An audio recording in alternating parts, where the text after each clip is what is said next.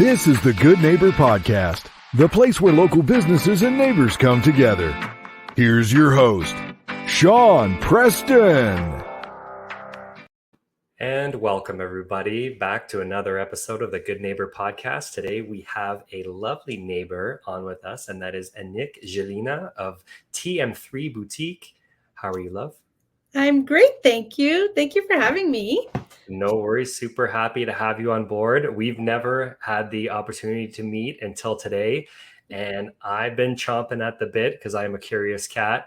I and everyone listening, they want to know, what is it that you do? Tell us a little bit more about your business. Okay, so my business is called TM3 Boutique. It actually started in spring 2021, right in the middle of the pandemic. Started feeling like I needed to do a little bit more. I just felt a need. I worked at the municipal government in children's services, and I don't know, I just felt with the pandemic, it kind of shifted me into a different way, and I felt like I needed to do more, and then just was thinking about it, and I'm an avid shopper. I love shopping. I love fashion, and I just thought, what if I opened a store? So it started with just an online boutique, with a website. And then throughout 2021, so we opened the website in September 2021. And then throughout that winter, I was like, no, I need more. We need something more, like to be able to, because I'm one that loves to try things on, touch the fabric, be very hands-on with what I'm purchasing. So we just happened to have a really old camper trailer, and we were actually going to get rid of it in the summer of 2022. So then I was at my parents' house, and I was like, I don't know what happened. It just came to me, literally standing in my parents' house, and I was like, what if we renovated the trailer into the boutique? Because I live in Barrie. I have 3 kids. My house is a decent size, but not to have a boutique in it. Like it takes a lot of space. And then I just kind of brought it up to my dad, who's very handy. And I don't know if he needed a project or something, but he was right on top of it. Oh yeah, nice. So that was March 2022. And by July 2022, the renovated trailer launched. So what we offer is women's clothing and accessories. So we kind of do markets, fundraisers. We do pop-up events. We do sip-in shops at private homes. We do events at, let's say, a golf club, like at a women's league, things like that. We kind of add a little extra, and we have that kind of different pop-up shopping experience for our customers. I'm trying to remember now the word that you used. It was a sip-in something? Sip-in shop. Sip-in shop, what's that? So sip-in shop is, so if a lady wants to have a sip-in shop at her home, it can actually be anywhere. Like it could be wherever they want it to be, at a public park, if they want it to be in their home. What we do is I recommend a minimum of 10 people, minimum. Okay. And then what I do is she gathers her people. I come over about an hour earlier. I do my little setup because we have a trailer. We have a little setup on the outside. And then the ladies just kind of shop and sip on wine, sometimes some charcuterie. And then they shop. And at the end of the evening, the host gets 10% of the sales in credits into the boutique. So nice. The sip-in shops come with a hostess gift, and it's free. Unless you're like an hour away from me or something like that, then there may be like a travel charge. But aside from that, it's completely free. I show up. We usually stay, depending. You kind of feel the vibe, and you kind of can tell when the party's kind of dying down in the shopping. So then it's usually a couple, 2 to 3 hours. And then I just take down my setup and I drive away. Very cool. How many can you fit in a day? The 2-3 hour kind of? I would say I wouldn't do more than 2 in a day, just Right. because with the traveling, where we're going, things like that, like it would, and I mean, it's a lot of setup, it's a lot of logistics, it's a lot of things we have to think about. It looks really fun, and don't get me wrong, it is really fun because I have as much fun as the hostess and her guests at the sip and shops. The only thing is that it is a lot of work. It's a lot of like, thinking of everything. Does the trailer fit? Because we have to figure out some. And with a trailer, because the door is on a certain side, it all depends. Like, how is their driveway? Where are we doing it? The location, things like that. So there's a lot involved in figuring out when we go to a sip and shop. And so how does that process work from determining like fashion trends and stuff like that? I would imagine you have to kind of be in the know of what you think people would like and trying to bring that to their doorstep. So I handpick everything that I bring into the boutique. I am not a huge trendsetter. Like I'm not, because I do feel me, it's all about how someone will feel confident in their clothing. It's not necessarily about the fashion aspect of it. It's what they're going to feel comfortable in. I mean, I do follow some of the trends because that's what the brands are carrying, right? Is the trendy. So I do bring in I pride myself in bringing pieces that I don't see a lot of in Barrie. I don't carry brands that are currently available in Barrie. So I try to have brands that are unique to the Barrie, like for me Right. in my boutique. Just because I don't necessarily other stores, like everybody has their own style that really comes with like from within. It doesn't, I don't think a piece of clothing is it's how you wear it, how you style it. It's about who you are, right? So I think it's really important that as much as I like the trends that are happening, it's not always about that when I pick the clothing. Okay. And so we're catering towards women and women clothing. Do you have kind of an age gap I there? do. I would say my clothing is about 35 to 40 and up. That's what I cater to. That's mostly my demographic. I do have some pieces that could be for like, mid 20s, things like that. I carry some pieces that are very versatile for different demographics, but I would say overall it's like 35, 40 and up, my demographic. So That's a pretty unique experience. I don't think I've ever come across a business like yours. I think that's a really fun way to get a couple of ladies together and have a unique experience. Whereabouts? Do you pop up at like some of the popular? Like, will you be there at Kempen Fest, like that kind of stuff? I'm not doing Campin' Fest, but I do like just this past Saturday, I was at Unity Fest downtown Barrie. So we had a great day. It was beautiful out. It was the air show. It was open air Dunlop. Like everything was happening downtown Barrie. So we had a really great time there. So I do some markets. I'll be popping up at other markets this summer. Camping Fest, unfortunately, is not one of them. And then I do, with the trailer, we're obviously limited because of the weather we have here in Canada. Like I don't do it all year round. The trailer retires for the winter on October 31st. I should say, I have learned my lesson. Working in November and December in a trailer, even if you have a heater and it's like, minus 10 outside and the door's open because you want people to come in, you're Yeah, freezing. freeze yourself. Yeah. So I made the decision October 31st, last time that the trailer goes out. And usually this year it was pretty much the same last year too. She launches for the season after the long weekend of May. Depending on weather, it's usually around that time. So So you got about 6 months of the year. that's right. What do you do for the other 6 months of the year? I do indoor events. Okay. So I do indoor events. I just don't bring the trailer. And then I just have like clothing racks and tables and things like that I bring to set up. So I do indoor events for that time. Very cool. So you mentioned a little bit about it before.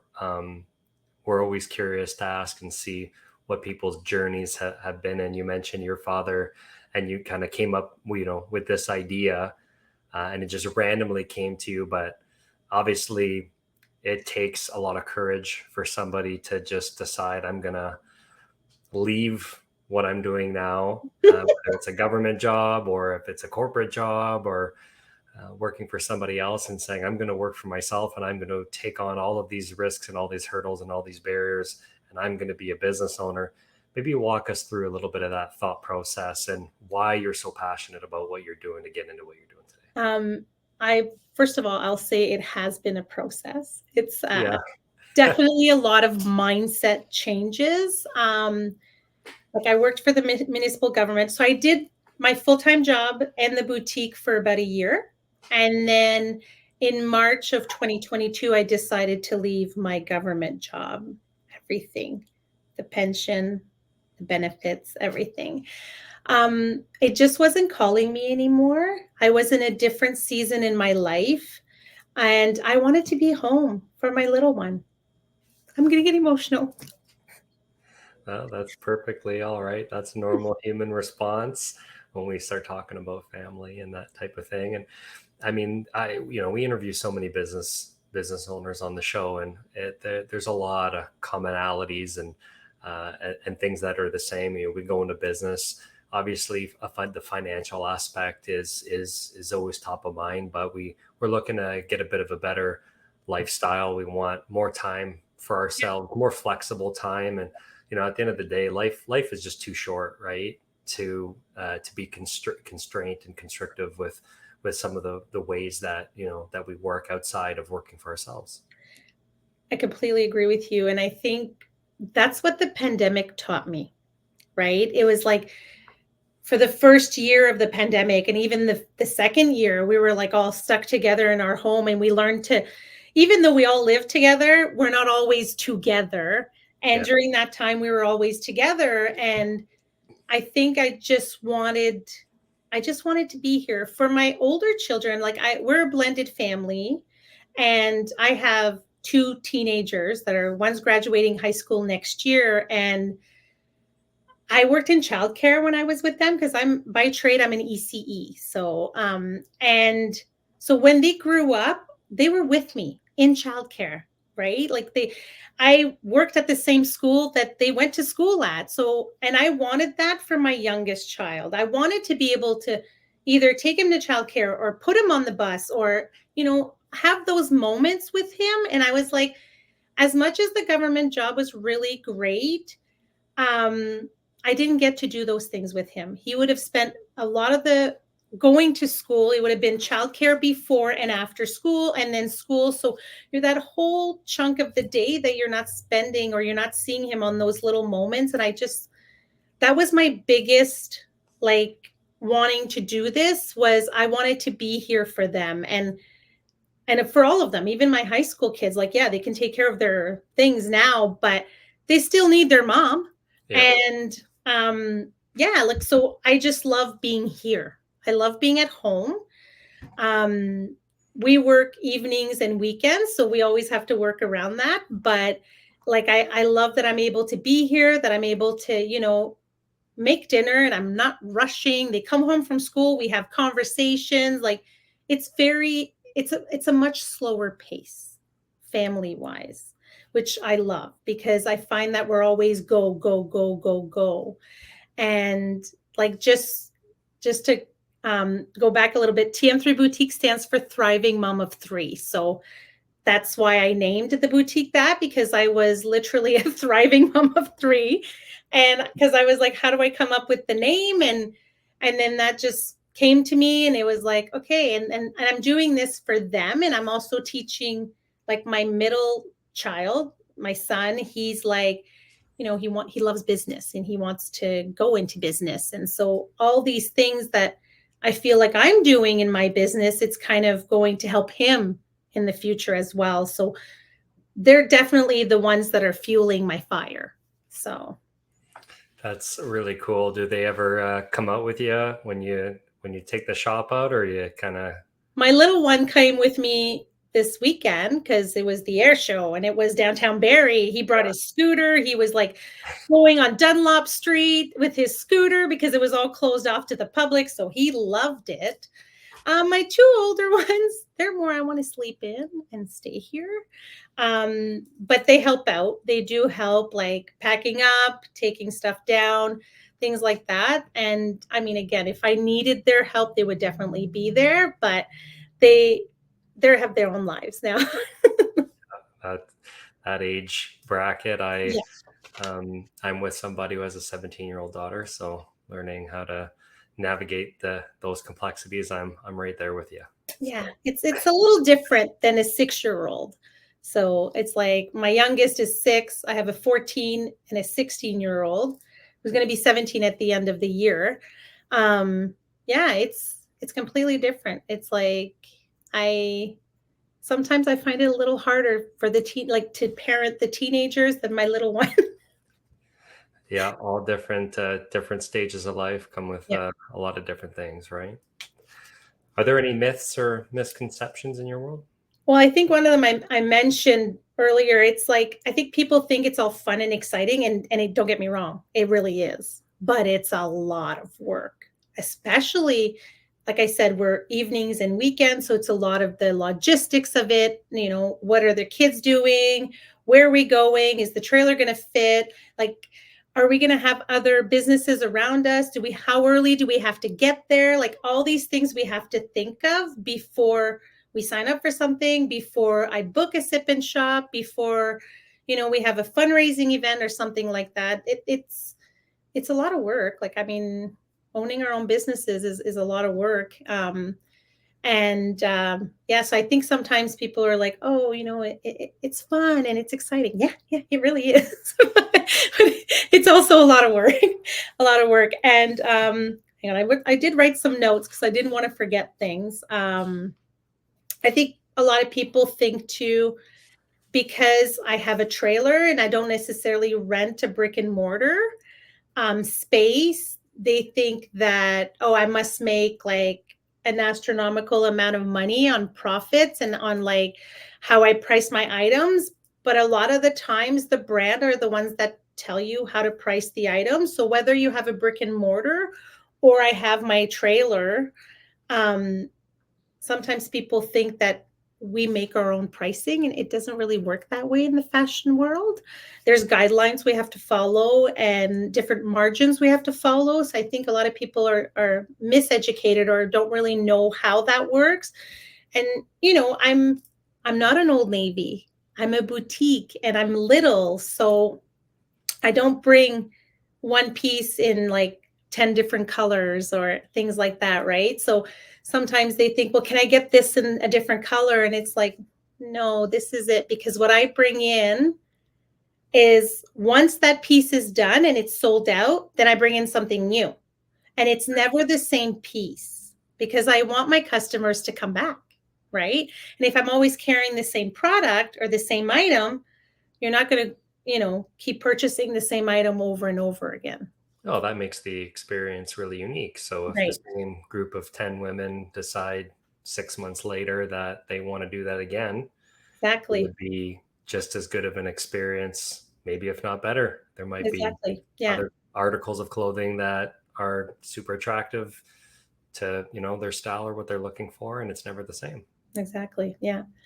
And I carry things like every season, right? So spring, summers come in, and now I'm starting to receive fall, winter, like mostly fall right now. Winter will come a little later, but we're just in June and we're already receiving fall items. So those are going to start launching sometime in the next few weeks because we're already getting ready for fall while people are all just thinking about buying spring and summer items, right? So no, I feel you there with our community publications. We're thinking about August right now. So. It's like thinking, oh my goodness, like I have to think like almost 6 months in advance. Yeah. And sometimes that makes it a little difficult. Yeah, you lose track of where you are. Like in March, really about Mother's Day, right?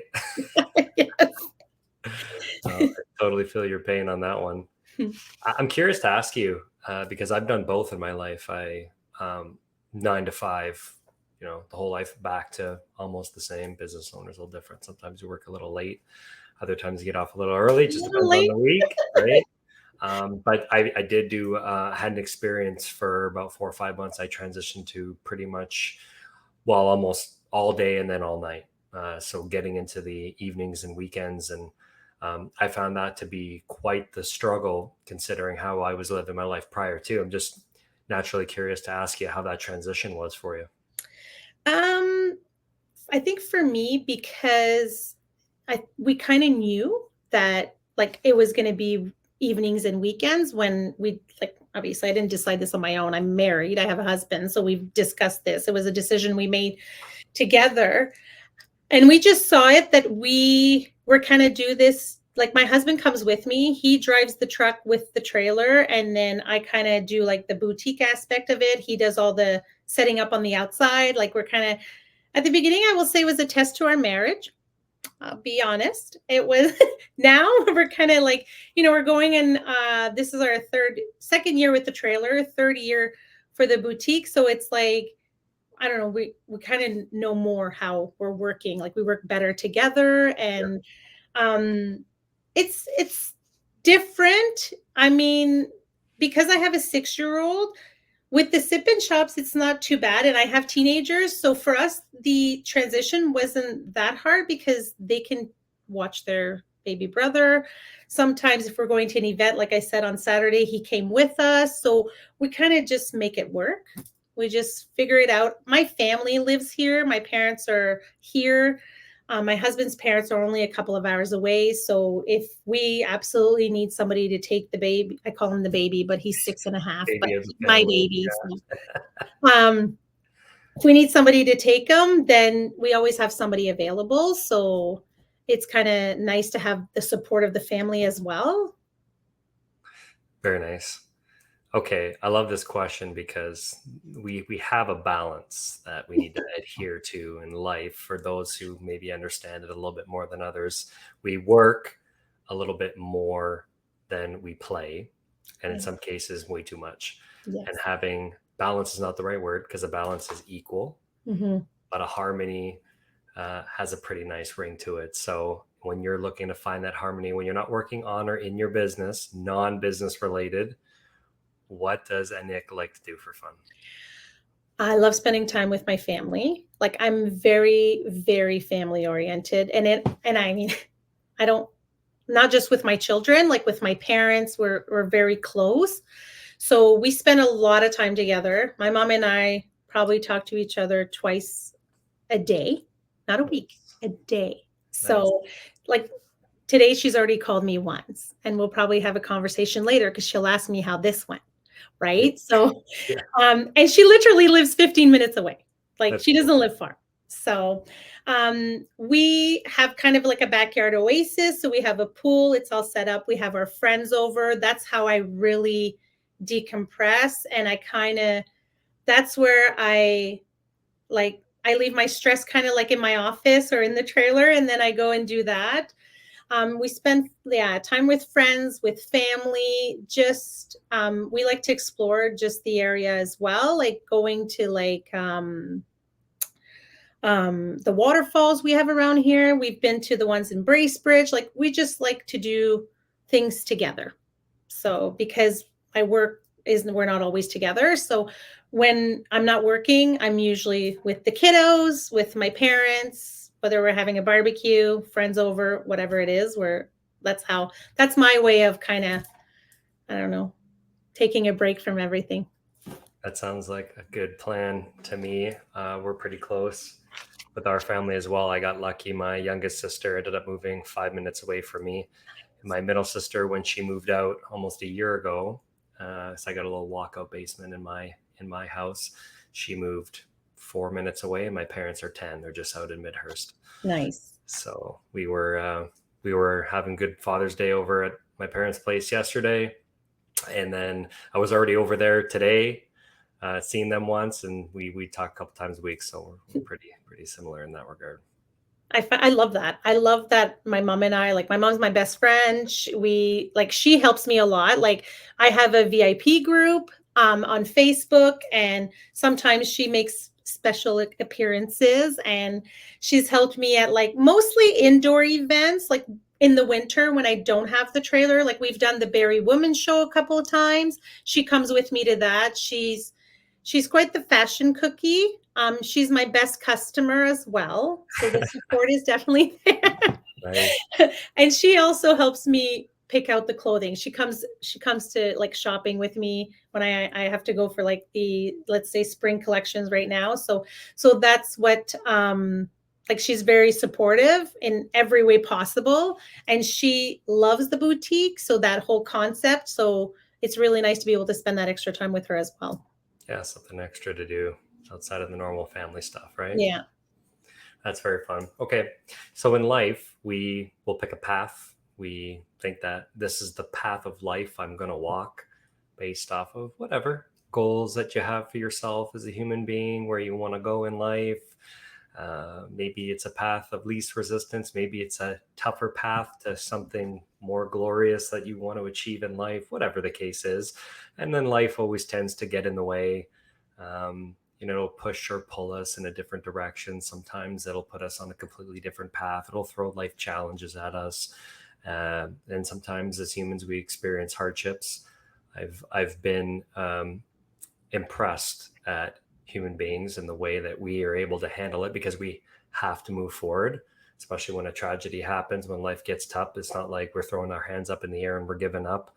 We have to continuously move forward. So finding ways to hang on, finding and looking at hope or the glass half full, pulling silver linings for something. So I'm curious to ask you if you've ever experienced a hardship or a life challenge that you've overcome, maybe made you better, maybe made you stronger, maybe you took some silver linings from it.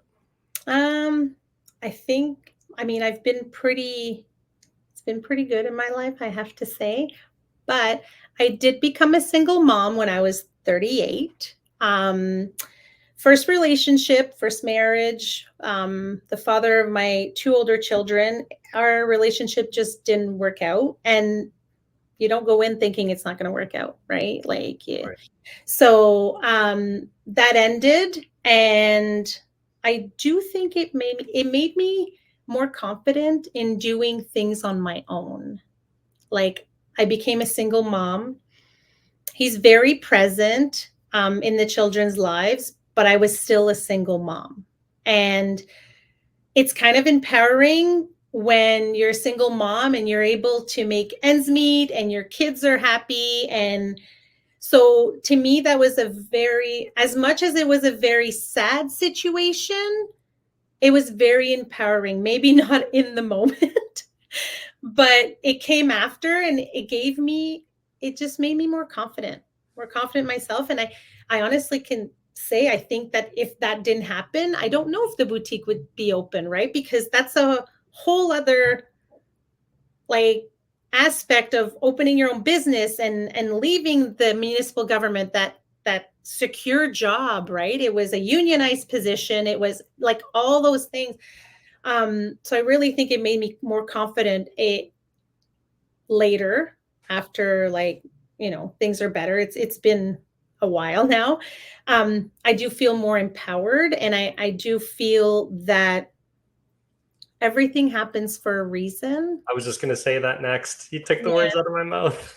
Like for me, I'm a firm believer in everything happens for a reason. And if this is happening, then you just have to go through it. You have to push through, do what you need to do. And things are always going to be better on the other side. Like I believe that. Like, I have to say that my mindset changed, because before I would think, like, if I went through something and it was like the end of the world. And now it's like, no, this is just me having a bad day. Today is just me having a bad day. Tomorrow will be better, because I'm not going to feel like this forever. I'm not going to feel like this. It's going to change. Things will happen. And I think a lot of people, sometimes it's really hard to get out of that mindset that, oh, this is happening to me. There's the fly I was talking to you about. I saw it. Yeah. You see it? I saw it. Yeah. Well, things do happen to us. I'm also a believer that if it's hard, it's because you have a lesson to learn, and you need to learn it. And if you're still in that, you haven't learned it yet. So you need to, like, the universe will bring you forward when you're ready to be brought forward and pass through that, right? Like, I'm a firm believer in that. And I know not everybody believes in that stuff, but to me, my life's always worked out. I mean, I've had hardships and I've had things like that, but it's always worked out for the best in the end. Like, once you look at it, you're like, oh, okay. Yeah. So, yeah, I mean, mindset's a big thing, right? You, again, took I was going to use that word and you ended up saying that. I think we're on the same wavelength with that kind of stuff. yeah. Mindset's a big thing. The universe is not necessarily doing things to us, but doing it for us. That's right.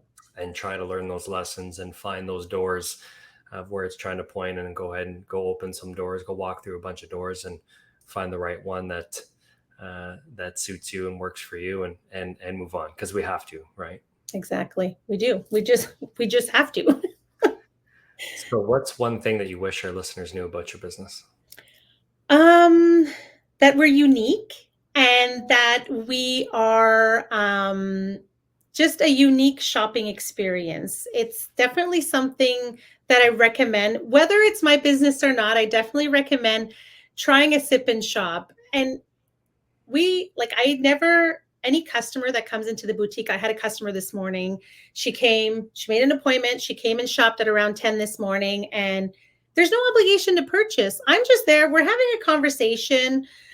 We're chatting. She's telling me what she's looking for. I give her some pieces. She tried them on. She ended up purchasing a piece, but my expectation was not for her to purchase something. Obviously, that's always a bonus. I mean, it is a business, right? But I want people to leave my boutique feeling good, feeling, confident in what they're wearing, that they love their item. I don't want someone to purchase something just to purchase something. I really want them to love it. I want them to feel confident in it. That's the whole point of my work, is to help women feel more confident in their bodies, in what they're wearing. And my job is to help them with that. So I think misconceptions is, like, a lot of people ask me, how much does it cost to come over to my house? And I'm like, it doesn't cost anything. And they're like, what do you mean? And I'm like, nothing. It doesn't. I will go over to your house. It won't cost you anything. And whether, to me, the fact that they're looking at my boutique, that they're looking at the clothing, I'm just happy that they're doing that too. Like, it just makes me, I find that the exposure and them, let's say, talking to their friend, their sister, their mother, whoever, that's really what I'm looking for, is more exposure and more, so that people know that we exist, right? We're only 3 years in, and not a lot of people know about us. And, we are on social media and we have a website, but sometimes it's hard to get noticed. And so that's mostly that we're just a unique shopping experience, just to help you feel more confident in your clothing.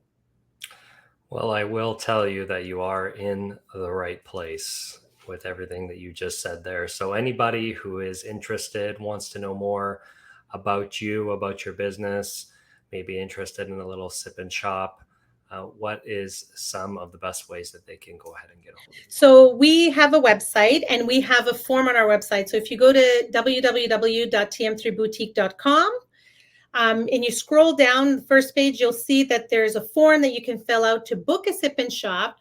There we would just start talking, very like figuring out dates and things like that, the location, making sure the trailer can fit there. We are on Instagram and Facebook. So TM3 Boutique, Instagram and Facebook. You'll find us there. And and we live in the north end of Barrie.